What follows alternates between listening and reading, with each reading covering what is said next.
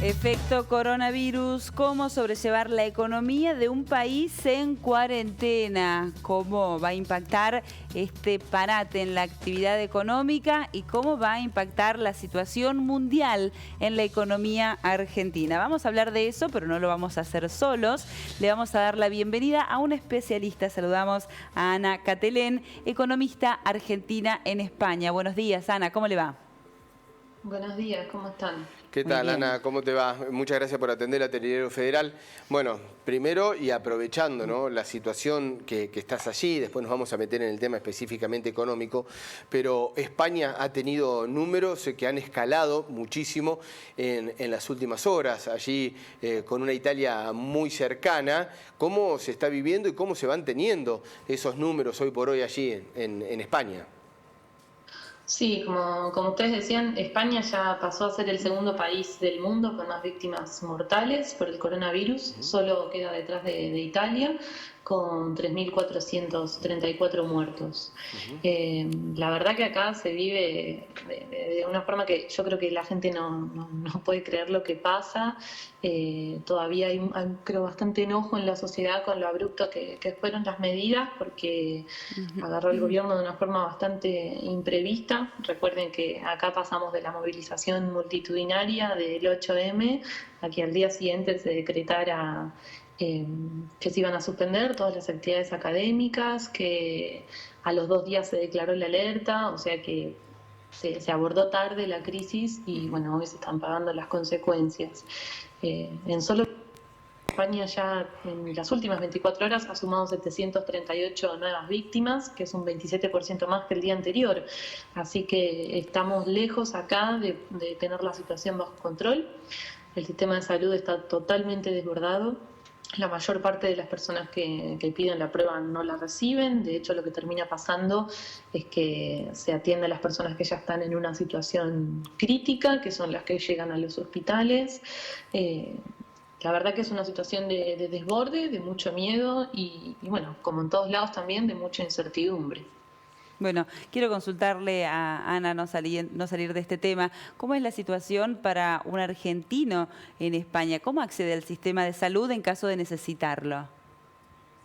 Bueno, declarada la alerta, en el ámbito de los seguros privados pierde competencia porque todo pasa a estar bajo la misma órbita. Entonces, uno tiene que llamar al mismo número que llama el que tiene el mejor seguro privado o el que simplemente se atiende con la sanidad pública, a los números que están indicados para pedir la prueba, y en todo caso se tiene que acercar a cualquier centro de salud que tenga más cercano.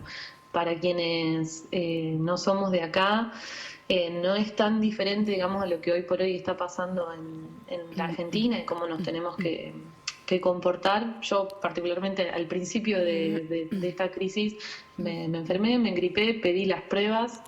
Me pasó lo mismo que le pasa a cualquier español que está acá, que no llega a estar en una situación crítica, que es que no recibimos el test, por lo que decía recién, el estado de la situación de sanidad está totalmente colapsado, entonces no hay respuesta para muchas personas. Simplemente se atiende a las personas que están en una situación crítica y ni siquiera a todos, a quienes se piensa que se pueden recuperar.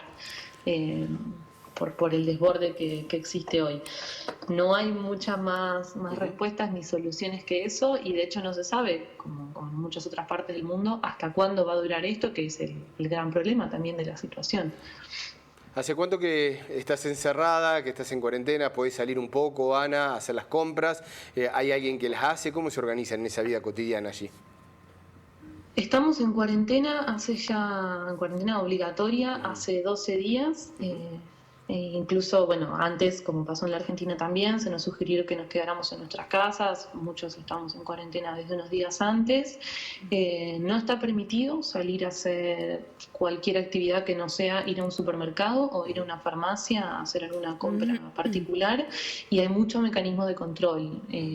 Hasta la policía dando vueltas todo el tiempo, revisando lo que está haciendo la gente, porque, bueno, obviamente también apostar a que todo el mundo comprenda la gravedad de la situación, o a que todo el mundo soporta la situación de encierro, ¿no? Porque uno puede comprenderlo, pero puede no encontrarse en las mejores situaciones de infraestructura como para enfrentarse a esto, es que de ahí vienen la cantidad de controles que se están haciendo. Acá son con la policía dando vueltas, con helicópteros que también están monitoreando los barrios, lo que hace la gente.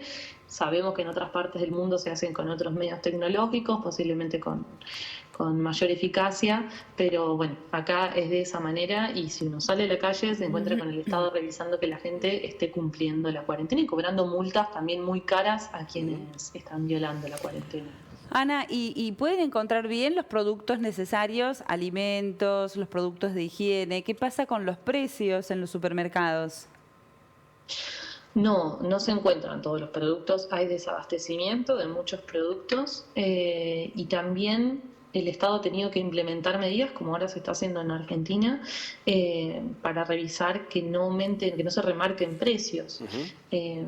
Por ahora yo personalmente en mis compras no lo he visto, tampoco he escuchado de que a personas cercanas eso les ocurra, pero sí sé que en pueblos más alejados, donde hay menos posibilidad de acudir a distintos supermercados o a distintas marcas, sí eso ha ocurrido, y bueno, es a partir de eso también que se implementan más mecanismos de control. Hay muchos productos de los cuales empieza a haber desabastecimiento, pasa lo mismo que pasó en la Argentina, por ejemplo, con el papel higiénico, productos particulares que no están. Y con la cuestión de los supermercados también, una cosa que no les decía antes es acá está muy controlado cómo entran las personas a los supermercados o a las farmacias para evitar aglomeraciones. Claro. Se dosifica la cantidad de gente, eso se está controlando también todo el tiempo, así que la verdad que es una situación muy rara de ver, muy difícil de ver y para nada sencilla de afrontar. ¿En qué parte estás, Ana, de España? Yo estoy en Getafe, que es Comunidad de Madrid, estoy Claro. a 20 minutos en tren del centro de Madrid, de Sol. Una ciudad también que bueno, ha visto su sistema de salud colapsar, al igual que el resto. Y bueno, la Comunidad de Madrid es el principal foco de contagio de España.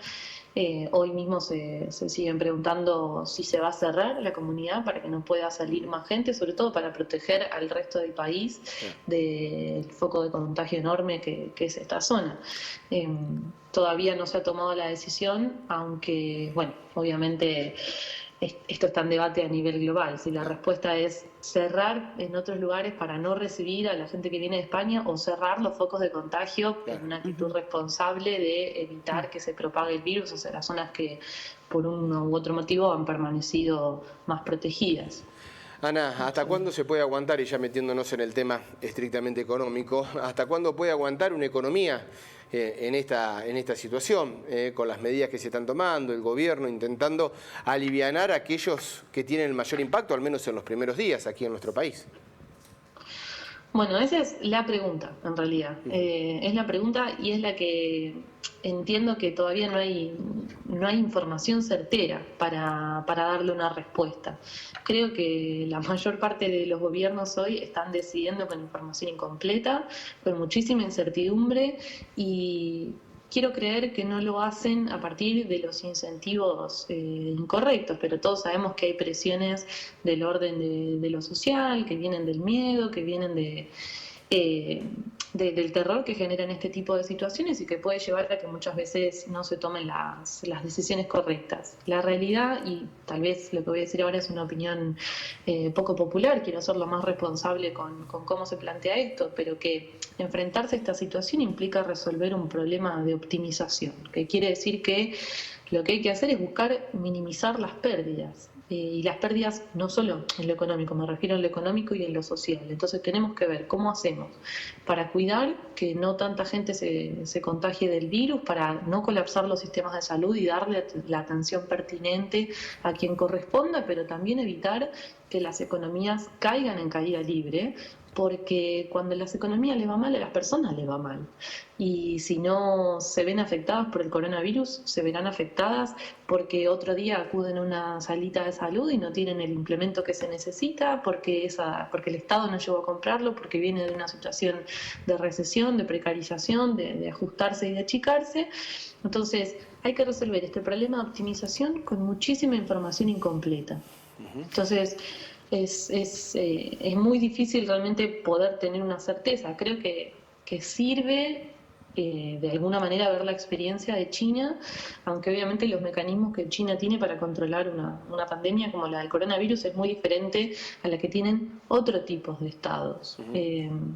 Creo que en este momento también a nivel global se pone en tensión dos modelos de Estado muy diferentes. Un modelo como puede ser el chino, por ejemplo, donde la vigilancia que tiene, el poder de vigilancia que tiene el Estado, incluso a nivel, lo que se dice la vigilancia bajo la piel, a nivel biométrico, tiene mucho más poder de control y de fuego, donde la sociedad también está acostumbrada a ser más disciplinada y a responder a lo que sea que el Estado dicte que hay que hacer, frente a estados más liberales en lo político y a ciudadanías que se pretende que sean empoderadas, educadas, que puedan entender cuándo les conviene, por ejemplo, hacer la cuarentena como ahora y que puedan dar una respuesta eficiente sin la necesidad de que el Estado lo imponga de una forma un poco más autoritaria. Entonces, me parece también que estamos poniendo en tensión cuestiones que tienen que ver con las características estructurales de nuestros sistemas económicos.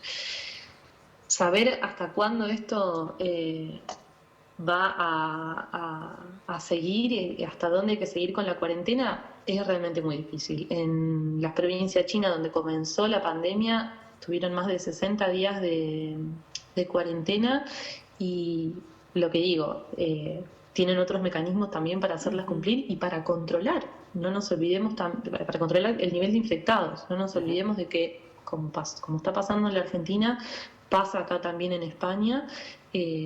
No se están haciendo todas las pruebas, entonces los números que tenemos, que conocemos sobre el nivel de infectados, también son muy imprecisos y es muy difícil realmente poder saber hacia dónde hay que llevar las medidas cuando ese número no se conoce. Posiblemente la tasa de mortalidad sea más baja que lo que nosotros conocemos porque el nivel de infectados es más alto.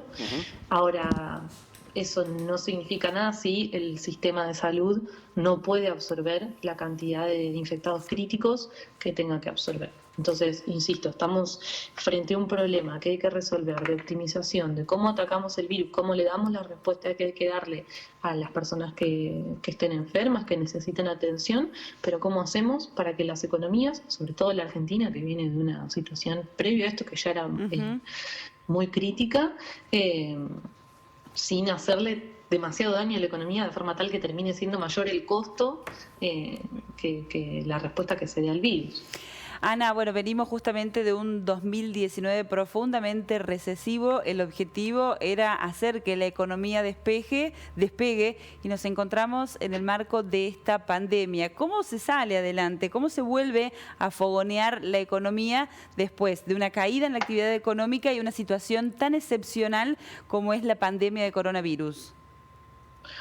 Yo creo que hay dos cuestiones centrales. Voy a empezar con la pregunta al revés. Una vez que la cuarentena termina, poner los motores en marcha no es algo tan complejo porque está ahí, digamos. La economía está ahí esperando volver a ser encendida. Es como subir la llave. Sí, creo. ¿Cómo? Es como subir una llave, digamos, es activarla. Es como subir una llave, exactamente. Ahora se ha hecho lo que se dice lockdown, apagarla para poder controlar el virus. Lo que se busca en todo caso es que en vez de ser una U con una recuperación más lenta, pueda ser una B y que simplemente sea levantar una llave para que esto pueda funcionar.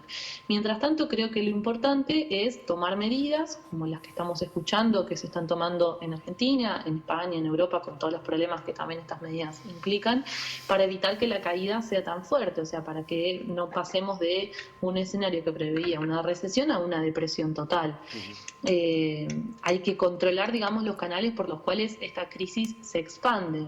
Hace poco la CEPAL publicaba un informe donde decía que los principales canales por los cuales la región latinoamericana entera va a sufrir esta crisis tienen que ver con, obviamente, la caída de actividad de los principales socios comerciales, Esto quiere decir que incluso si la Argentina no tuviera ni un infectado, tendría un golpe enorme en su economía, porque China, Estados Unidos, que son sus principales socios, sí van a tener recesión.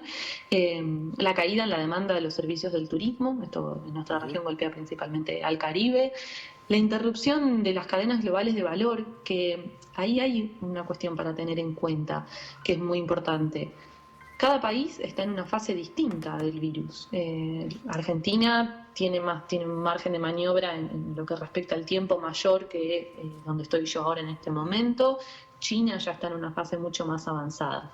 Y este canal de la interrupción de las cadenas globales de valor en un mundo tan globalizado y tan integrado es sumamente importante, porque nos hace pensar la necesidad de respuestas globales, de respuestas cooperativas. No sirve de nada respuestas aisladas, son sumamente ineficientes, respuestas que solamente den los estados nacionales, porque en el momento en el que se está volviendo a abrir una fábrica en China, si la fábrica compraba insumos a otra parte del mundo, que empieza a cerrar, que empieza su lockdown, no estamos pudiendo darle una respuesta, digamos, a esto tampoco de la mejor manera posible. Entonces, esto de las cadenas descentralizadas de valor nos recuerdan la importancia de pensar respuestas globales. Y obviamente otro de los canales que más afectan a la economía argentina es la caída del precio de los commodities, claro, que para nosotros con la soja es un producto central de la canasta exportadora argentina y que obviamente va a tener un golpe importante. Y esto no solo es la caída del PBI, esto es desempleo, esto es aumento de la pobreza, y en ese sentido también decía esto de que las medidas que tome el gobierno ahora para paliar esta caída, para atender a la cuestión social y atender a la cuestión productiva en el corto plazo, son sumamente importantes. Después, a la hora de reactivar, lo que tenemos que hacer es buscar que toda esta infraestructura se dañe lo menos posible durante este proceso, para que, como decía antes, la recuperación pueda ser en forma de V y no en forma de U, que pueda ser más rápido. Ana, muchísimas gracias, no solamente por esta parte económica, que es tu especialidad, sino también por comentarnos la experiencia desde lo personal y cómo se está viviendo esta pandemia allí en España, uno de los países más afectados. Muchas gracias, como siempre, por el contacto con Telediario Federal, y seguramente te vamos a tener en cuenta para seguir, que nos comentes allí en aquel lado del mundo cómo se está viviendo. Un fuerte abrazo. Un abrazo, muchas gracias. Chau, hasta luego. Chao, hasta luego.